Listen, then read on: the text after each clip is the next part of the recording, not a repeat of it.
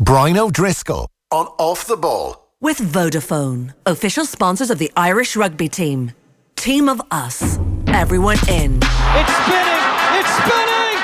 Jonathan Sexton has made it! Do you feel moderately happy? No, I feel like I've been kissing my sister, I suppose. In the pocket for his drop goal attempt. Here he goes, O'Gara. He's done it! That surely is the Grand Slam. We target players all the time. That's part of rugby, isn't it? Let me know. Sexton, wonderful pass and Stockdale finishes. There'll be more than grenades. There'll be full tanks and full shells landing on the Aviva. Grand Slam winners on St Patrick's Day at Twickenham. All right, you're very welcome along to Friday Night Rugby with Brian O'Driscoll. Brian O'Driscoll is here, funnily enough. How are you? Good, really good. The Ireland team has been named. We'll get to that in a minute, but are you tempted to dust off your boots now that you've seen the Manu Tuilagi contract this week? Well, Tom Brady, 40's the new 30, isn't it, with Tom Brady? So, got a bit of time in your hands there. Yeah, they're nice numbers that are being thrown around, but it's a hard slog too. A little easier in the backs than it is in the forwards in France, but yeah, if you're, what are they talking, 2.5 sterling, so 2.8 over 3 years? Although in a month's time, that's million. You know, sterling, that could be absolutely reversed. So I don't know. I prefer to be being paid in euros at the minute. Yeah, 850,000 euros a year for Manu Tuilagi by Racing. This is the bit where the inflation starts to get a bit crazy, and some teams might go belly up, or maybe this is what the new normal is, and we need to prepare ourselves for it.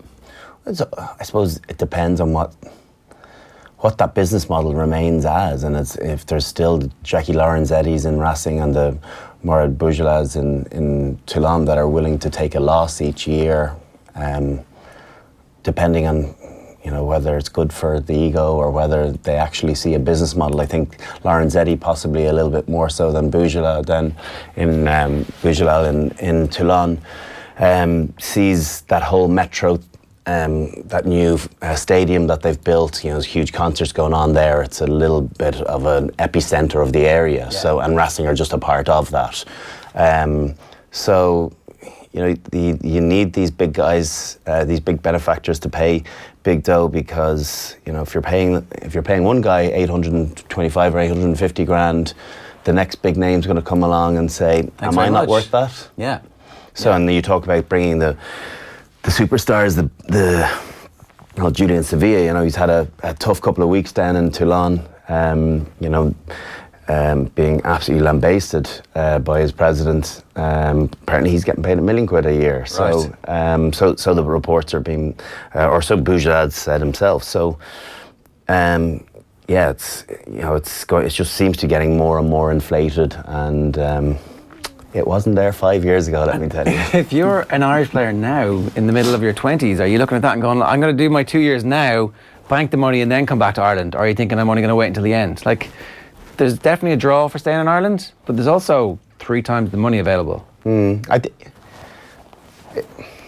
don't know if it's 3 times the money. I think the top earners are still getting paid very well. They can also probably make something from an endorsement perspective that can top up their income. Plus, they're now thinking, because of how they're looked after, they're getting another year, maybe 2 at the other end. So that's the trade-off. So that's the trade-off as well. And playing for a team that, or an area you've possibly grown up in, not always the case, because players are now dispersed from different provinces across to other provinces, but there's a strong likelihood that you've been born in the area. They're your team. Yeah. And there's pretty good cultures in all 4 provinces right now, where there's a winning mentality, or there's a feeling that there's a prospect of winning silverware. Yeah. So, I mean, is this the deal that is going to be the last great deal of the year? Well, what it might do is you might see players doing that, the Paul Scholes thing of retiring from international at 28 or 29, as opposed to deciding to move at 32 when it's too late. I don't think there's going to be that many Sean O'Brien type deals for other players. I think he's pretty unique. I think he's gotten a great deal and been given a 3-year contract with his injury history over the last year. But potentially you could have, with those big numbers, that you could have players saying, right, I'll sign off at 28, 29, particularly if the cycle of a World Cup finishes around that period, and then go and look at a big 3 or 4 years, or potentially more if things go well. Yeah, and then it's not just the superstars stars of the game. Obviously, it's the kind of middle tier players who are suddenly being offered way more. Maybe they're the ones who will be tempted, who are like on the fringe of an Ireland team. Your depth, your third choice centre or your third choice number 7 is suddenly going, they're offering me 3 times my salary, and Leinster, Munster, Ulster are going, well, you don't have a national contract. It will be up to us to match that. We can't do that. Well, I think it's almost like in a way, a Simon Zebo type scenario where he wasn't fully sure whether he was part of Joe Schmidt's plans, and he just couldn't turn that much of an increase down. Now, he also said that it was for family reasons, and he speaks the language and he wanted to experience something else. And I think you can, in his case, you can definitely take all of that on board. I wouldn't be so trusting of some of the other comments that are thrown around of players wanting new experience, to learn new cultures and so on. Particularly when you see the comparables of their numbers. But I take that at face value. So I know lots of people say, Zebo's exactly what we're missing in the national team, and would he do a job for us? Absolutely so. But I wonder, did he think that he wasn't really going to be a regular in Joe Schmidt's plans, that he wasn't his type of player, and as a result he pulled the plug a little bit earlier than everyone else coming from the Southern Hemisphere? You see names are starting to sign up now. Ben Smith is coming as a Poe. He's coming to that calibre player. If you do it when everyone else is doing it, obviously you've got more competition for places. It means it drives your number down. But those middle tier players, if you're on the fringe and you're maybe going to make a World Cup squad, or you're having to really fight it out at a provincial level to get your place, and someone else offers you time and a half or double your salary, it's for a 2 or 3 year deal. That's a very, very difficult thing to turn down, because we come back to the whole loyalty thing. Loyalty is a thing of the past. A bookmaker has made a joke of it at the minute, but it's true from a club and a player perspective, that you do have to look after yourself. It's a career, it's short, and so do what works for you. Yeah, and increasingly short too as the hits get heavier and heavier. Let's talk about the Ireland team. It has been named. You might have seen this in the paper this morning. The front row is Dave Kilcoyne, Sean Cronin, and Tadhg Furlong. The second row, Ol Connacht, Ultan Dillane, Quinn Rue.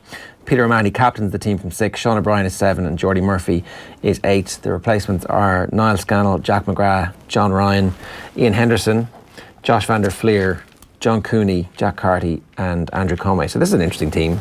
Yeah, it's nicely mixed up. Some changes, 4 changes, obviously.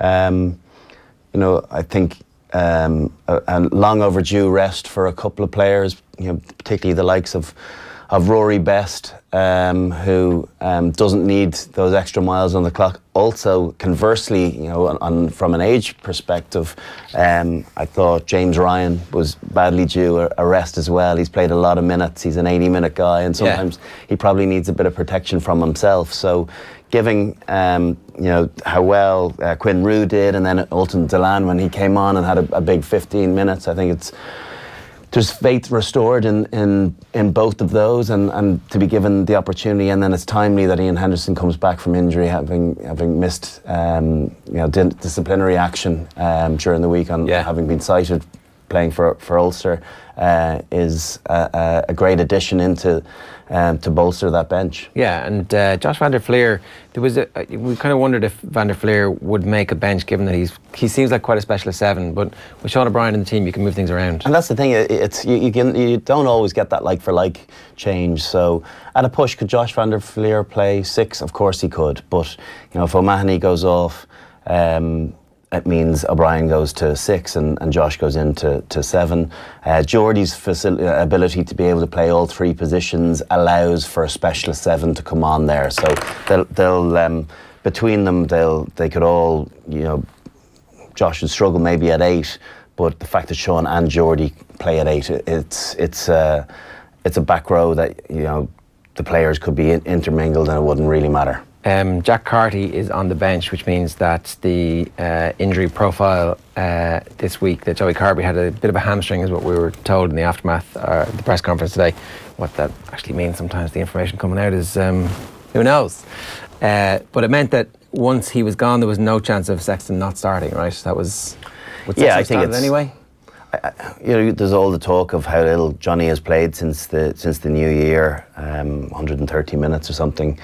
It's very small numbers for a guy that has had such a great year last year and that thrives on playing regularly. He's not a guy that likes to pick and choose, cherry pick his games. He does like to play a lot of games. He likes to finish games, but again, he's another one that needs a little bit of protecting from himself, particularly the way we saw him play. And the talk is Richie Murphy was talking in the press saying that Johnny's not going to change anything. He might need to just change it a small bit just to look after himself. Who has that conversation with him? I think Joe has it. I think Johnny probably knows it himself, but he's too stubborn to change, But for his own health and safety, just a half a second earlier makes a difference in a collision like that. Just throw it a fraction earlier. The team is so well drilled that, yes, those margins absolutely make something a guaranteed line break. But if you throw it half a second earlier, there's every chance you're going to get a line break as well. Yeah. So, the reality is he didn't get to finish the game because he shipped so many knocks, and he won't want to give an opportunity to Joey as well, who came on and responded so well. So he wants to get that number 10 jersey for multiple reasons, for his own sake, for getting game time, but also to keep everyone else at bay. Yeah. So it's not that much of a change, really. It's like. Well, no, you look at the back line, in terms of Sexton's game. Oh. When you're saying, sling it a little bit earlier, it's not that much of a change. You're not asking to fundamentally change. No. He can still take it aggressively to the line, but just a fraction earlier, and just protect himself. He left himself wide open, and it's incredibly selfless. That's what it is, and it's brave. It's belligerent braveness, but it's just, at 33 years of age, we need to get him to the World Cup. Yeah. And we do want him to play for another couple of years. And if he continues playing like that, I reckon that teams will continue to target him. They'll want him off the pitch because he was the best player in the world last year. Yeah. So, and they can get away with it when he plays that way. But I don't think there's anything wrong with Scotland. I read today in the paper, after a number of late hits, they were all not illegal hits. They might have been after the ball was thrown, but I don't think you could have. There's no yellow cards. There was steadfast. Not a chance. I think you'd have struggled for a penalty in any case. That a player could have put forward a good case that they were committed to each and every one of them. Yeah. So he just has to try and brace himself a little bit more for those impacts, rather than really selling something to the nth degree where. Yeah. He has to take a collision into his midriff and he's not ready for that shot. Yeah, and everybody buys it, including everybody in the stadium, like, oh, yeah, you were getting rid of that ball, turns out. He didn't get to sell it. I'm sure he knew that he'd done a great job in Stockdale, but he didn't see him get it to score. He wasn't celebrating with them, so. No. What about Conor Murray's situation? Lots of talk about his form at the minute and whether or not the right thing to do is to keep him in the team, to let him play his way back and to get him some minutes as well. What's the right situation with him at the minute? I think what people have to remember as well, that Conor's been arguably our most consistent player for the last 5 years, himself and Johnny. Since that Lions tour in 2013, I don't think he's looked back. He's been outstanding for Munster, week in, week out, always good for Ireland. And for the first time, he's had a long-term injury, it's a neck issue, and I had one myself. I had surgery, and it fixed it immediately. He opted not to have surgery, and it was just a waiting game. But I'm sure he is still carrying it. After a period of time, particularly if you don't have surgery, it takes time to get back in, and it's not match fitness. It's the psychological freedom of being able to play when you feel 100%. And if you're carrying something, it can't help but affect your body language or affect the psychology of how you play your game and impact other areas. And it's so unlike him. He's been with Aaron Smith, the best box kicker in the world for the last 3 years by a country mile. The distance and the quality and how often Ireland get to compete, and our kick game has been based around that, and yet it's been way off. And that's not from a lack of practice, that's just something else in his game that is just festering away at him, and he's not fully comfortable about how he feels, and it's having a negative impact. And it's a tricky one, is to know whether to play through that or give him continual rest to be able to look after it, to make sure that it is fully right for later on in the year. But Conor Murray, he's 20. Is he 29 now? Like, he's lots of really great years ahead of him too. He's not someone that's coming over the crest of the hill and down the other side. He's got lots of great years. So it's just a case of him making sure that he can get himself to a comfortable spot of feeling good, and as a result, his natural game will transpire. Yeah, and he might be a little bit away from that yet, because the recovery from a neck injury is so. It's not a straight line. It's not a linear thing where you go, okay, you've hit this point, you hit this point, you hit this point, all your strength's back, you're totally fine. And listen, I'm sure you wouldn't mind me saying, I met him the other day, and you can see the difference on one arm versus the other. You can see it, and that will take time. And I think he's banked so many good years that people just need to have a small bit of patience. We're in a very impatient existence now, particularly with successful rugby teams. We saw it with the England week, that we turn very quickly, and if Johnny isn't playing 9.5 out of 10, and Conor's not at that standard week in, week out, we throw the toys out of the cot pretty quickly.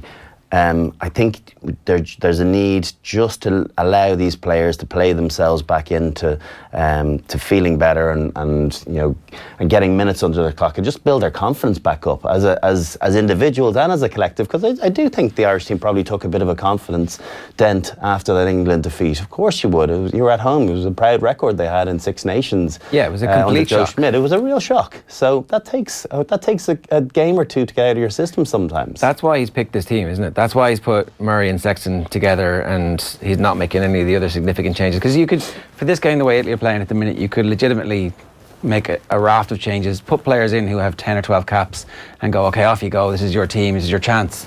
But he hasn't done that. He's picked a team to make sure that he wins this game, and potentially a team that can get a bonus point and remain in the competition. I think this is this weekend's a seminal weekend in the Six Nations, because ultimately, if England win against Wales, it's all but done and dusted. Yeah.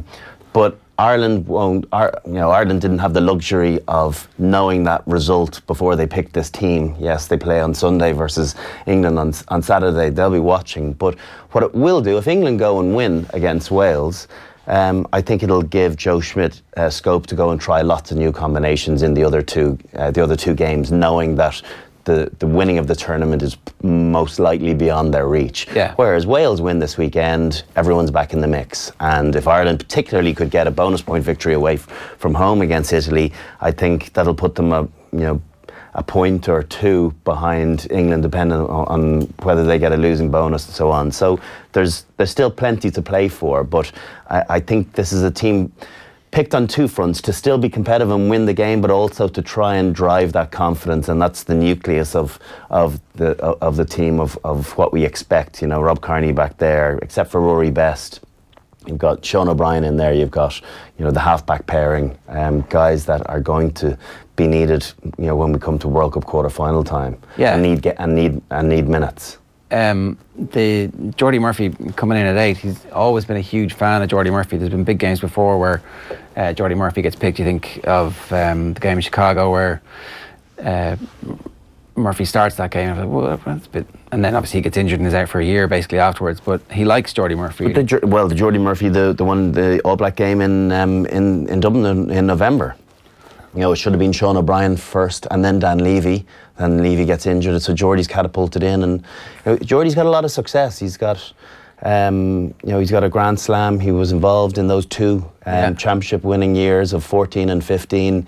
He was, a mainstay in the Leinster team, successful team. Those early years of success, he was just coming into the setup. So he's got a lot of medals, and he's got a lot of credit in the bank from Joe Schmidt, because he's always delivered for him. So I'm not surprised at all to see him being given an opportunity. The fact as well, as we were mentioning earlier on, that he plays 6, 7 and 8 equally as comfortably as the next, is a lovely player to have in in your 6 back rows for a World Cup squad. He's World Cup squad material, really, isn't that? I think he is. And these games are the bit where it's like, yeah, come on, just you make sure that you are proving to me that you're still who you were, and away we go. And he's been really good. Like, it was a brave move to go up to Ulster.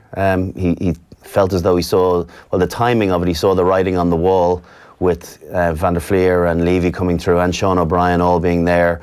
And then as that season panned out, you know, he became the number 1 star. He even started at number 8 in the Champions Cup final. Yeah. So but in fairness to him, he didn't go up there and think, you know, okay, I'm a mainstay in this team. You know, my performances don't need to be of highest standard. I think he's really driven that, you know, that desire to still play in an Irish jersey and has warranted a selection, because I think I do see him in that World Cup squad later on in the year because of that versatility and because you know, he can impact well off the bench as well. He can bring a real energy as well to multiple positions. The second rows, Delan and Quinn Rue, they kind of feel like they're vying for a place on the plane. It's teammates obviously at Connacht in Ireland this week, but I'm not sure that both of them get to go to the... No, I don't think they do either. I think if you're talking about, you know, the 3 second rows, if you're picking from a full deck, you know, I think you're obviously looking at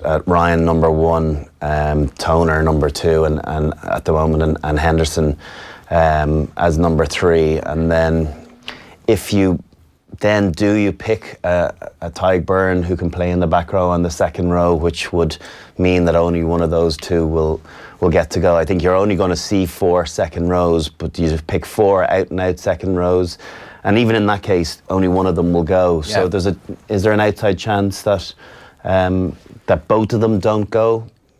Yeah, but the fact that Tadhg Byrne is fit and not getting game time, I think really spells it out that one of these 2 are going to be the guys that will be selected for Japan. Delan had like an explosive arrival on the scene where, you know, there's one maul in particular against England that kind of seems to move when he joins it, and hasn't quite lived up to that explosive-ness since. But you can see how he could play himself into form and be a player that everybody goes, ooh, that guy has to be in our team. Yeah. Or in our World Cup squad. Yeah, he stuttered a small bit, I think. He had a huge impact. Was he capped against England, or one of his first caps against England in Twickenham 3 years ago? Played really well in the loss, and there was an expectation for him to really kick on. It didn't happen for him. I think the passing of his mother 18 months ago, I think, really knocked him for 6, and it took a long time to recover from that. He's playing himself back into form now. One thing I would say about him, his hands have at time let him down, where he's been a little bit loose into the carry and been stripped or lost the ball in contact, and it's a real pet hate at Joe Schmidt's. You just have to look after the ball. So I think that's why other players, where they might have, you know, they might have a phenomenal strike rate, I think, you know, thinking Connacht winger who's not Carty, come to me in a minute, Healy. Yeah. Another one who, you know, had a phenomenal strike rate last year, and people were wondering why he wasn't in the mix, is because you know, he might have 2 or 3 turnovers a game, and you just can't do that. You can't cough that up at international level. And maybe that was where, you know, Joe Schmidt had a word to Delan that he really need to look after that part of his game, and I think he's definitely done that. He's an athlete. He can do damage. He can carry for you. He can be destructive at maul times. So if he can stay fit and do all those basics really well that Joe's looking for, he'll push Quinn Rue hard for that 4th spot. What about the centre partnership? We've got Chris Farrell back. There was a bit of concern when he played for Munster that he went off early after banging the knee, but purely precautionary, obviously. Bundy and Chris Farrell, 12 and 13. Chance for another partnership to bed down? Yeah, it is. I suppose it's unfortunate from Tom Farrell's perspective that Chris Farrell is fit and well to play, because, you know, looking at all his stats, he's playing, you know, some brilliant stuff, and everyone felt that there was a cap in him this year. I think Joe knows his 4 centres. They've kind of formed themselves over the course of the last 12 months, and unfortunately for Tom Farrell, it's a season too late that he's shown this sort of form But if you look at Chris Farrell gone and Gary Ringrose gone and Robbie Henshaw gone, all of a sudden you are going down to picks 5 and 6, and so you never know what's going to happen. And Chris Farrell has been very good this season, just solid. You know what you're getting, but still nice little touches. So another opportunity for him to bed down a different sort of centre partnership with Bundy Aki. Robbie Henshaw still out with that dead leg that he suffered. I mean, Henshaw's first choice, right? And he signed a new deal during the week. It was kind of not the usual fanfare when these deals are announced. It was almost like taking care of business. Yeah, I think he is still number one. I think, again, people are quick to write him off, write all his good moments at playing 12 for Ireland over the course of the last 4 years off because he played one game out of position in a losing performance. Yeah. Let's not forget all the good work that he does for Leinster and he's done for Ireland. So Bundy probably hasn't, the 2 games that we've played this Six Nations, certainly against England, not as great as performance in green, but yeah, worthy of another start. So it'll be interesting when all 4 are fit. I think Gary's the certain starter at 13, but you could see definitely either Bundy or Robbie with him in the centre, don't you? Yeah, by not being brilliant at full-back, then does that mean that Robbie can't be on the bench and it's like, no, I'm not a versatility player, you got to pick me from the start, boss? I think he'll get another go at full-back, Robbie. I think they'll play him there again. I think they still, if Rob Kearney is injured, I think they'll want his security back there, his defensive game, his aerial ability, his kicking game, and he just needs another opportunity in a team that's not going backwards, to more of an opportunity to cover some grass. Well, the full team, it's like who is number 23? So it's Conway this week. We've seen it be various people, and you're kind of like, well, what does he want? If he had everything, if you could have Henshaw as your 23, it's a pretty strong team when Robbie Henshaw is your 23rd player. Yeah, it is. Like, you're suddenly very happy going into battle. I don't care if one of you guys gets injured because I'm going to bring him in. I'm not going to bring him in anyway. So the reality is, though, that they're not going to have that full deck to choose from come World Cup time. That he won't have that major headache to wonder who, out of all of his best players, is he going to leave out of a 23. The reality is, you're in the warm-up games, you're probably going to lose 1, 2, maybe 3 players. You'll lose 1 or 2 in training as well. Yeah. So it works itself out, and it's all hypotheticals that we're talking about, but in reality, when the time comes, it might look very different. Yeah. Our rugby coverage is brought to you by Vodafone, team of us, everyone in. Adrian on Facebook says, if 9 is considered the fulcrum of the team and Brian says Conor Murray is off form, then isn't it fair to assume the team will underperform? Isn't Conor Murray so good with his experience at this point? Like Conor Murray's underperform is still a 7 out of 10 of most of our other scrum halves with respect to them. When they're really on their game, they're better than his 7 out of 10. But for the most part, he's that much better than the others that I think we have to give him an opportunity to play himself into form. What's more important, that the team goes really well, or that our number one gets some confidence, and hoping in doing that the team will be carried along with it.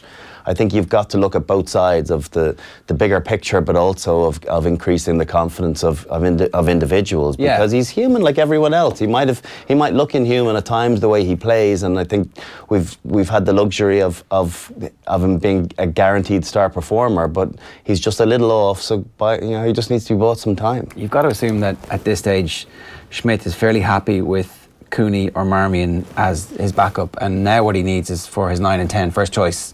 And I'd say he's pretty happy with Carberry now as a second choice number 10. He's like, you guys just need to get into good form here in the World Cup, because if you're not playing to the full of your ability, we're not going to win the World Cup, and it's all pointless anyway. Yeah, like it's not. Can Ireland still win the World Cup without Conor Murray? I think they potentially can. A lot has to go right, and you can't lose anyone else. But they need a lot of fortune still to go on their side. Yeah. But but you look at the impact that John Cooney made when he came on against England. He was very good. Marmion's never disappointed. Luke McGrath was showing brilliant form before he got injured for Leinster. So they're definitely closing the gap. But I do think that Conor Murray has been out on his own on with, as I said, with Aaron Smith over the last 3 or 4 years as real stand-apart players, and it's the other players have a lot of catching up to get to that level, but they're getting there, in fairness. We haven't talked about Italy, but their form has been patchy, even within games. There's been games where they've been completely annihilated and the game's over and they start playing, or they put together a 15-minute spell. It's like, and there's still no wins in the Six Nations for Conor O'Shea. It's a really difficult situation they find themselves in. Like, what type of challenge do you expect them to pose? Is it a real challenge? Is it a 40-minute challenge? Is this game over after 15 minutes? Who knows? I think they've got a really bad. I was looking at some stats that were sent earlier on. They've got a really bad record at being broken in the first 3 phases of set piece, which absolutely plays into Ireland's hands. You look at the Stockdale try against Scotland, you could be sure that Joe Schmidt has concocted something to manipulate their defence. So from their perspective, they're not playing against the greatest team if they're porous after 3 phases. A lot of their scores have come when the games have been dead and buried. They're 3 late scores. Yeah. Scotland just took the foot off the accelerator, and then a consolation score against Wales as well. But it's hard to know. In fairness to Conor O'Shea, I get the sense that it's going to be one of those stories that if he doesn't stay the course, if he decides to leave after 2020 Six Nations, that we will see the effects of what he's done, not maybe immediately in 21 or 22, but potentially in 24, 25. Because by the sounds of things, everything that I'm hearing, and I made contact with him during the week, that there's a lot of politicking still to go on, and headbutting, of decision-making processes that had been in place for a lot of years. Yeah. To break that up and to change that, and particularly with a different culture, that's not something that changes overnight. And so I think he's going and doing it the right way. Unfortunately for him, he just hasn't picked off the 1 or 2 results as well, other than that South African win, that you need along the way just for people to get off your back. Yeah. And like, you have to look at the score lines. I know that Scottish scoreline flattered them a little bit, but they're still, it's only 10 or 12 points against, it's 9 or 10 points against Wales. So, like, they're not getting smashed. And I think if they can stay within, again, 10 or 15 points of Ireland tomorrow, it'll be an improvement. But if they were to deny us winning bonus points, that would be a real pain, because it's clearly something that we're trying to do. If they win, it's not a victory for them. It would definitely be the moral victory that professional players are supposed to hate. But like, defensively, they look a lot more organised. They have to be a bit careful on discipline. They let Wales off to a comfortable 12-point lead without really having to do a whole lot. Yeah. Just giving away silly penalties. So offside, things like that. Even defending together offside, as opposed to on their own. Yeah. It's a bad picture. So learn to cheat well together, or don't cheat at all. Well, I mean, Scotland kind of did the same to us, and no one's saying that they're disorganised rabble. Like, it happens in rugby games where one team, England did to Ireland, I suppose, where we didn't start very well. So that can happen. I just want to move on and talk about one other thing about Ireland before we move on. Rob Kearney is going to continue playing after the World Cup. This was the news that was coming through. The notion that he was going to finish at the World Cup that didn't really make that much sense. He's still playing really well. Like, why would he call it a day at the end of this year? It wasn't coming from his camp, I can assure you. I don't know. I haven't spoken to him for a while. I don't know. Similarly, I would imagine to the Sean O'Brien conversations that national contracts are possibly not going to be offered with his age profile. He's 33 at the end of next month. So the IRFU does look at cycles and rather give Jordan Larmour or someone else, even someone like Joey Carberry, who's probably not on a national contract. It doesn't have to be a like for like. It doesn't have to be another fullback. Yeah. There's 20 or 21 national contracts. So someone that's fitting of getting one of those. might come in, and so whether he's willing to take the pay cut that's very likely in Leinster. No is the answer to that, or right? No, I would imagine. Or so he has to start looking further afield, as we've seen with Sean O'Brien. Yeah, I mean, you presume somebody of Kearney's reputation is going to be in demand at this stage of his career. Like, Of course, he's he's had arguably one of the best years of his career. If they're looking for tries, I don't know if he's the guy for the job at the moment. He's on a bit of a barren patch, but the rest of his game is in great shape. He counter-attacked well against Scotland, carried a lot of metres after contact, and nearly always beats the first defender, so very secure at the back. What's not to like of that in a Premiership team, or I don't know if necessarily a French team, or maybe even further afield, maybe even something down. Not many Irish players have gone down to Japan, but they've got a few quid down there as well. Yeah, so that'd be nice. Great life experience. There's a couple of things I want to talk about. The Wales-England build-up. The Telegraph helpfully said that they had an exclusive this week that Warren Gatland is now in line for the England job. I was like, this is interesting that the official paper of the RFU basically are tapping up the manager publicly the week of a big game. Yeah. Oh, Warren, you're going to come in out here, you're joining England. So that like all his players are going, are you, what? Just like nice timing that the Telegraph broke that story this week. An exclusive that nobody else has backed up just yet. And well, I obviously I'm genuinely only hearing that for the first time. It is interesting because it's a bit of a catch-22 for him, because he can't be too annoyed if he's really interested in the job, you know. It's the old, no, it will. Under no circumstance will I be going there. I'm flattered by until we talk about it on Monday. It definitely gets talked about in the dressing room, though, right? I'm sure. If should he address it? Do you have to bring it in and go, oh, look at this rubbish? And then it doesn't matter. Like in 6 months' time, everybody. Yeah, he probably will, and in his own way, I'm sure he'll say that. Don't be ridiculous. Yeah. Because of course he's going to deny it to the hilt. You know, he's going to be bringing them to the World Cup later on in the year. Of course he's not going to say, yeah, I'm giving it some serious thought. I'm down to the last three. No, he's got to refute everything that comes his way until post World Cup. Yeah. What's going to happen in this game?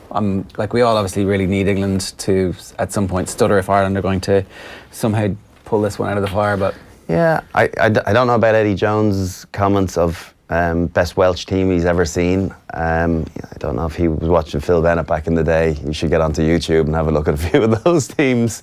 They were half decent. I think on paper England should be winning this. However, someone sent me a stat that 39, 49, 59, 69, 79, 89, 99, 2009 Wales have won. Wow. So there's quite a sequence.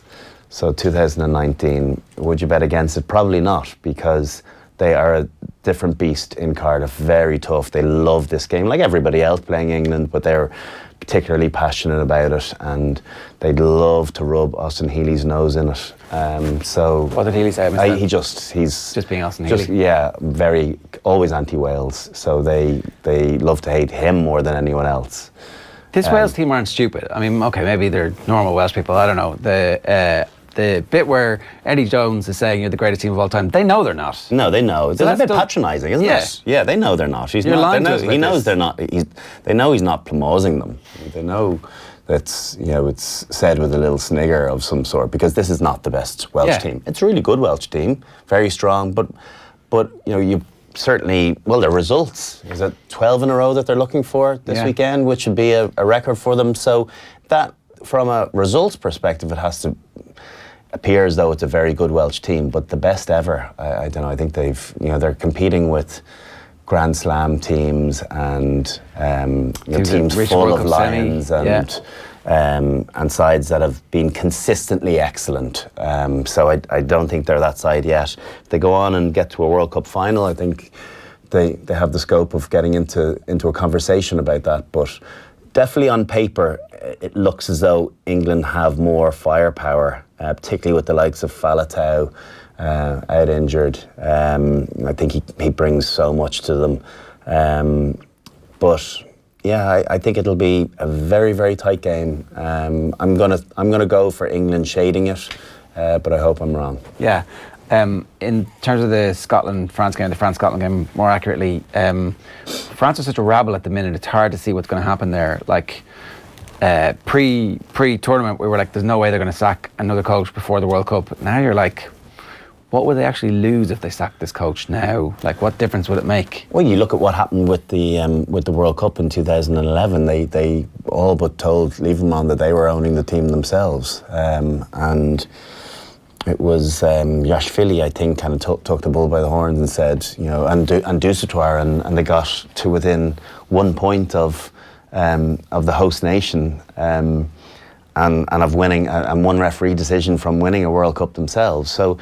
There's so much natural ability there. It's so frustrating. I think the world over is frustrated at how that's not being harnessed. And now he's gone for, another reaction of, Dupont had to start. He had a really great 20 minutes when he came on against England. But now he's going with Ntamack at 10, as opposed to having played him at 12 in his first test, and then benched him for the second one, and then brought him on at 10. So at least there's an excitement to that. But he seems to be jumping from Peter to Paul with personnel, knee-jerk reactions depending on what the result is. Yeah, so. 5 months out from picking your World Cup squad. Yeah, but I agree. I don't know what you would necessarily lose if you were to bring someone else in on a short-term contract. You might get the Solskjaer feel-good factor. Maybe, bringing someone in that's. I don't know what the feeling is with the players, but on the basis of how they're playing and the performances and their results, you'd have to imagine all's not well in camp. Tell us what you make of Scotland now after our performance in a couple of weeks on against them. Like, this was a team when the draw was made that we were a little bit concerned about, that actually they seem to be coming, they have a coach and a style of play, and Province is playing the same style of play, and they've got their system sorted, and we'll be so heavy favourites against them in Japan that there's that risk of being. And then the game 2 weeks ago, it just felt like they weren't really, so they were in a little bit, but not really, and that's their home games. Then I don't know, they seem a little bit further back than we had guessed they were. Yeah, and they're going to be tested even more now. No Russell, Nick Grigg has come into the centre, and they've a couple of back row issues. Obviously, Hamish Watson's been gone for the tournament. Peter Horne starting at 10, who's an exciting player, but would you be frightened playing against him internationally? I don't think so. I think he's a very nice club player and a good bench player, but starting 10, so no Stuart Hogg. It looks like a very different Scotland team. They're much thinner maybe than we had anticipated. A lot thinner, and this will work for Gregor Townsend. He'll see glass half full, because it's an opportunity for him to develop his squad under circumstances that are out of his control. It's not a selection issue. These have been enforced changes. But with Hugh Jones gone as well, there's just a lot of firepower gone. The bit of muscle in the pack as well. I don't know if WP Nell is back. I don't think he is for his scrummaging. He's been really good this season. So I just think. With it being in France and needing a reaction, I think Scotland will really have their work cut out. Yeah, that has the potential to be a bit of a wild game, that both teams just play a bit of heads-up stuff as opposed to one of those slogfests that we see. Yeah. Well, certainly, I think that'll be dictated by the halfbacks, and Peter Horne is that sort of player. He's an exciting player. I like watching him, and he's a thinking man's player. So if there's opportunities to be had in the French defence, he'll probably work them out. I don't know much about his kicking game. It's all right, but likewise in Ntamack, he wants to run it. So when you have two 10s that want to play that way, that tends to be how the team, direction the team goes, which should make for good viewing. Yeah. All right. Good stuff, Brian. Thanks very much for being with us today. That is Friday Night Rugby. Stay tuned. We'll be right back after these. Brian O'Driscoll on Off the Ball. With Vodafone, official sponsors of the Irish rugby team. Team of us, everyone in.